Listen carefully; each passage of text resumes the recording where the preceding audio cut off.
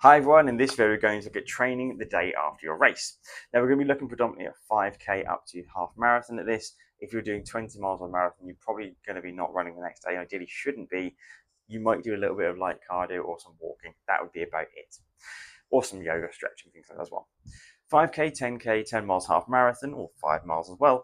You want to be looking at some movement, ideally, because you're probably going to be training several days a week, maybe 4 or 5 days a week, and say Monday or the day post race, it's probably going to be a day you would train. For instance, if it's a Friday race, you might run a park run. If it's a Sunday race, you'll probably run maybe at your club or do an easy run before you then do a Tuesday club session. So keep active. I don't want you to necessarily stop training. We want to keep moving, keep the body mobile, and keep our cardio fitness ticking over really nicely in between harder sessions, but we just need to be really careful.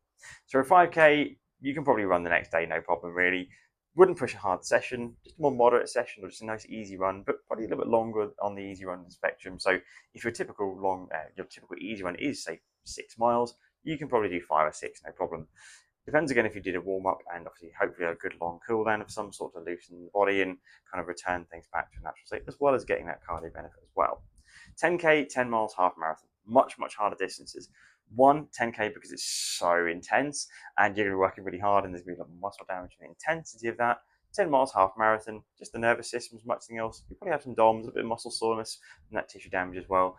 These aren't bad things. We're not looking to avoid those things, but we do need to be really mindful and give our body the recovery time it needs. Now we can be really active on our recovery still. Swimming, cycling, cross training. You could go on a rower as well. All these things are great modalities to get your heart rate going, to get blood flow to the muscle and deliver the nutrients to start that repair or encourage that repair process. So I don't want you to not be active, but I don't want you to be stuck with your Strava weekly mileage, any of that kind of those really non-meaningful metrics of the ways we often measure progress, or people tend to measure their progress. So forget the Strava charts, focus on actively recovering and continuing the best quality training we possibly can. Our training predominantly is going to be focused on improving, whether it be times, our fitness, our health, weight management, whatever you're using it for, mental health obviously as well as part of that for a lot of us. But hitting or not hitting a Strava chart shouldn't be the thing that makes you go for a run the next day. It should only be if I feel okay, if that is sensible in the context of my training, health at the time, injury risks, and all those kind of things.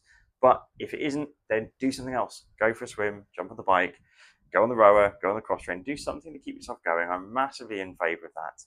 Strength training can also be an option. So you could do some Pilates or yoga. It is more kind of lighter strength work, more mobility focused strength work.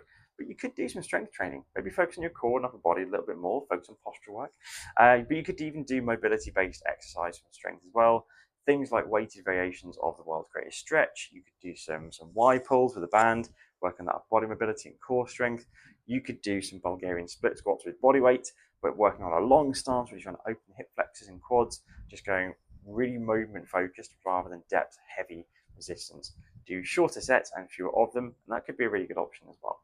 So the key thing is post race, keep active, keep doing something, but just be really sensible. Don't try and kind of meet some sort of non-meaningful metric that you just have in your mind or the Strava is telling you, or what other people are doing. Ignore that, focus on what you need to be doing for your own body to get the best training you can.